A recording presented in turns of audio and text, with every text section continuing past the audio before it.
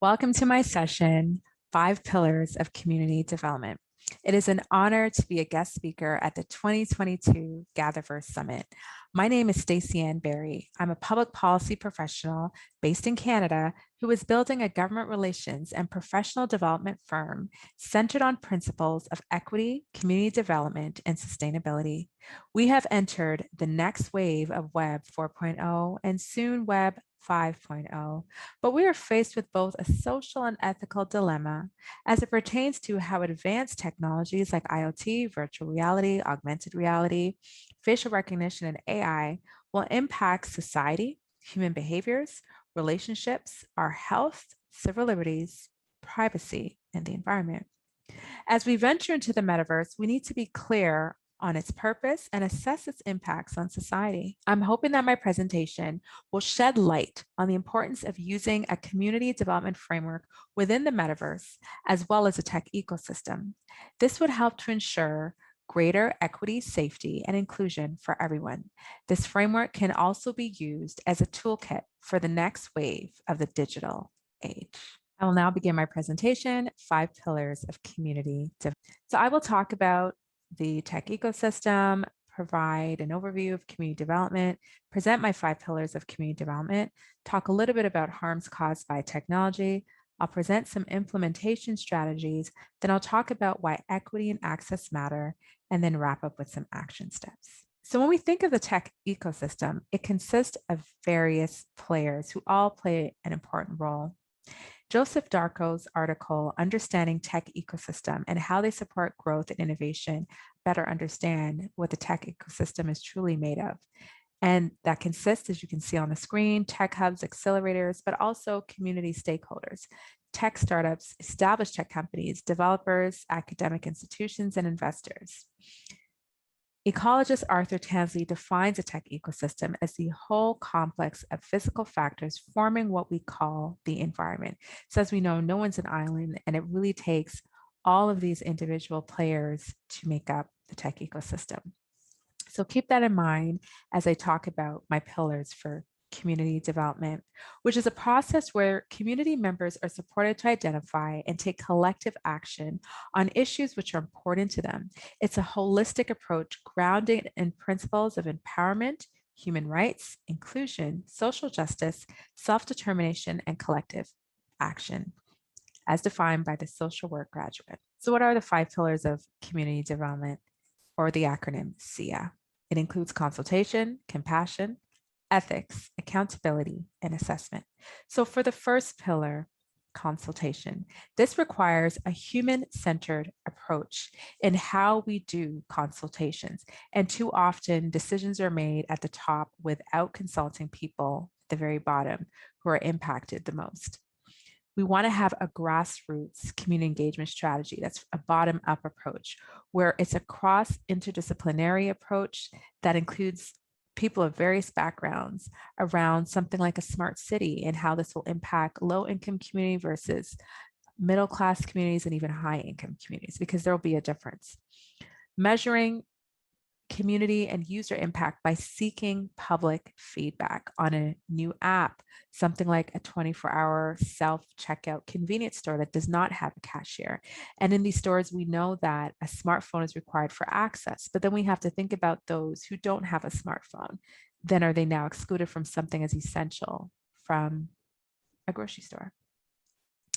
We need to have diverse experts at the table. So we need to have technologists, software engineers talking to advocates, the legal community, social workers, educators, and even entrepreneurs, and even some investors, so we can have a better understanding of how new and innovative technologies like autonomous vehicles, smart cities will impact a community.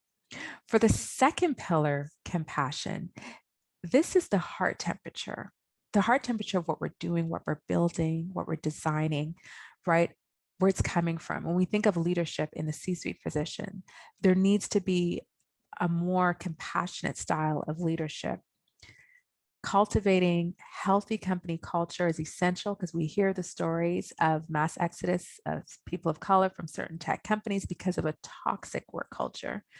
And then committing Two, fostering positive outcomes and experiences for everyone is essential for a new startup, for established companies. They can revise how they have designed their institutions and companies and really make sure that the outcomes are more positive for everybody, as well as seeing beyond the numbers. We know profit is important in our society, but profit at what cost, right? There has to be a balance with how we're balancing the impact of something that's being developed. When we think about the tech supply chain, we know that there's some concerns of human rights abuses when we think about how cobalt is extracted from Congo, for example.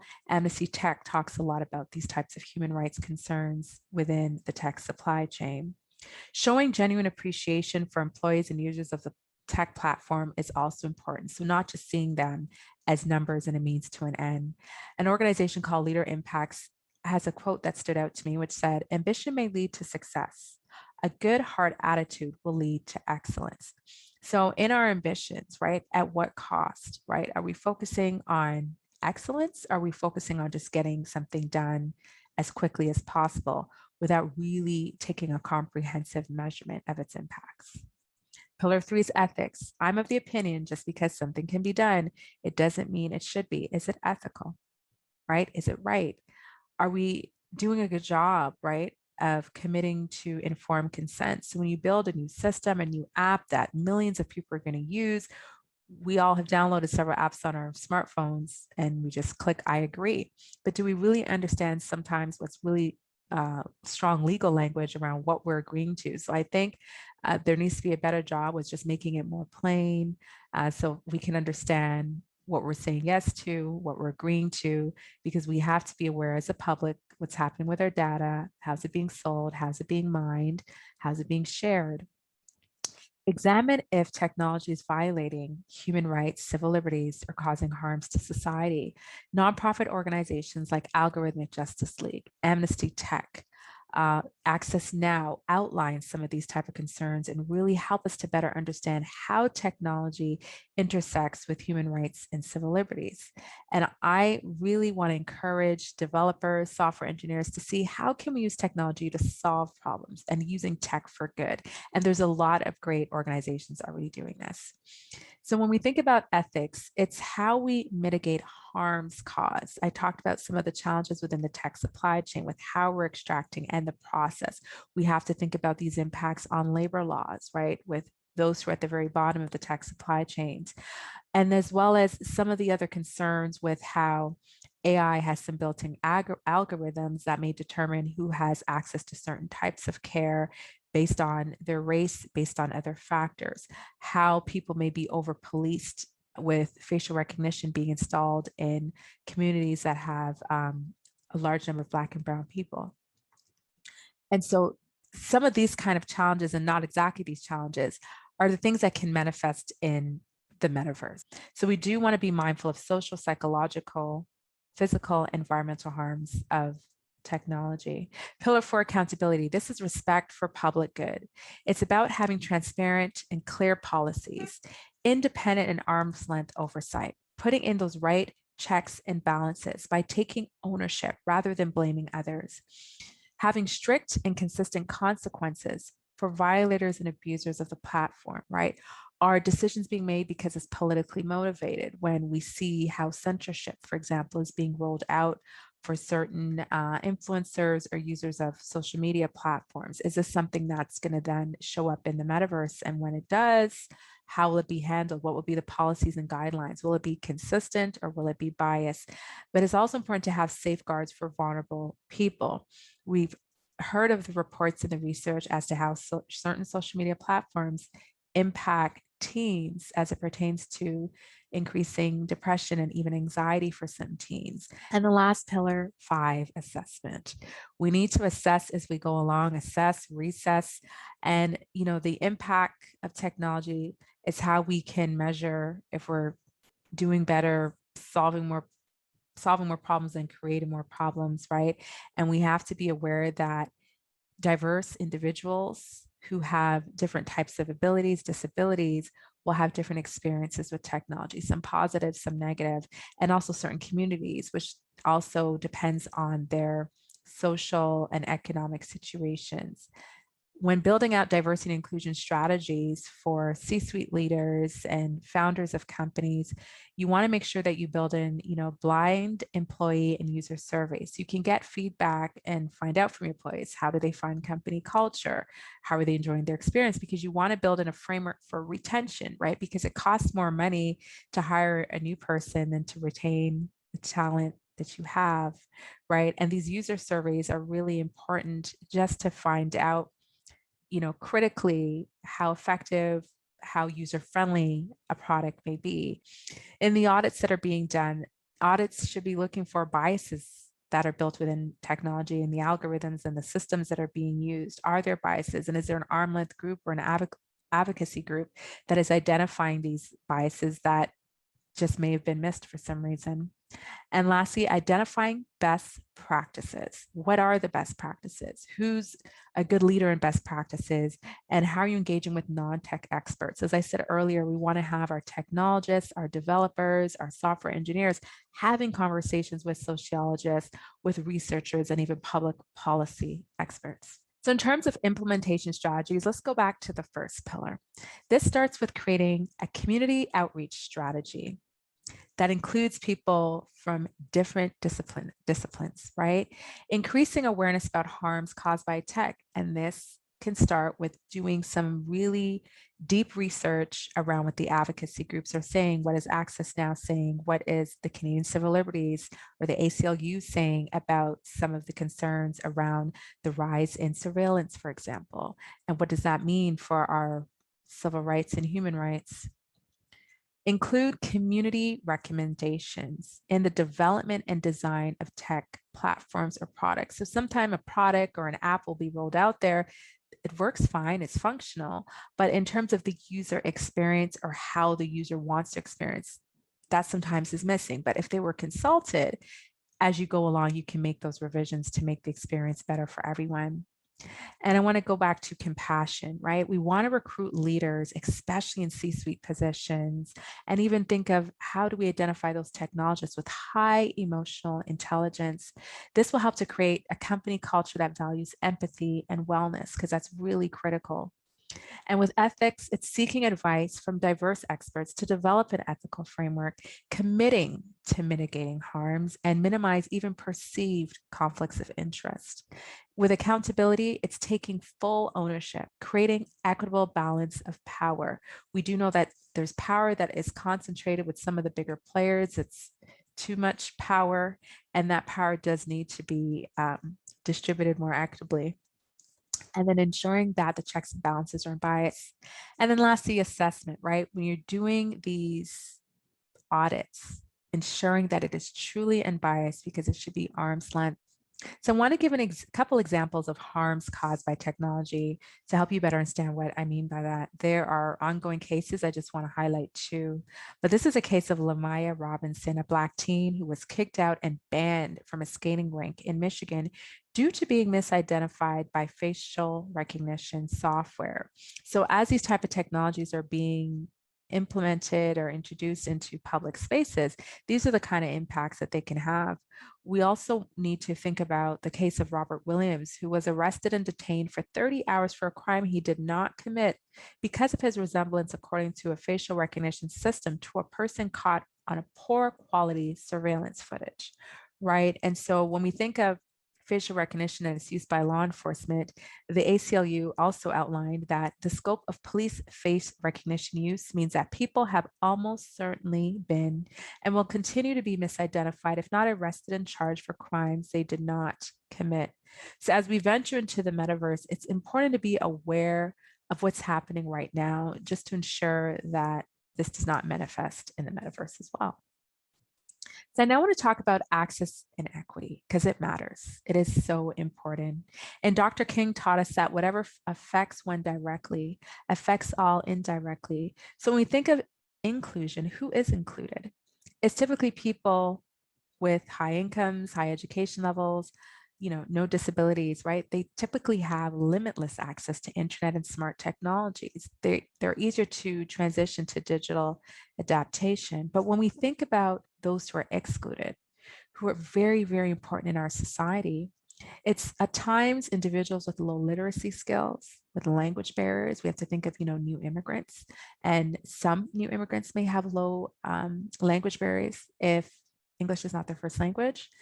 We have to think about youth in foster care, those who are formerly incarcerated, and seniors, some seniors.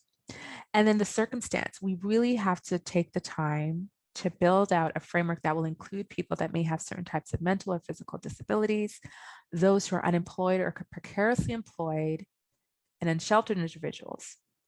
When we think about the circumstance of those who are unemployed, precariously unemployed, there are folks who have to choose between these expensive internet and data plans and their rent and their water bill and their light bill, right? And so there's wonderful nonprofit organizations that are filling these gaps to kind of bridge these digital divides so that people can participate in even the digital economy, because these are the individuals that are also being left out of opportunities to build a digital business and increase their economic status. And so it's important to support the work being done by nonprofits like Blacks in Technology Foundation, who's doing a lot of work not to only upskill, but even just raise awareness around nonprofits that are doing work to help some of these individuals. We have to think about the resources and understand that broadband, wealth, political power, economic power, and public investments are not equally distributed to all communities. There are some communities that are too rural and they don't have access to sufficient broadband. We also have to think about how certain schools may not have the equal amount of resources in racialized communities, for example, or low income communities. And so these are some of the factors that we want to keep in mind as we're developing and innovating and building in this digital age. And lastly, impact.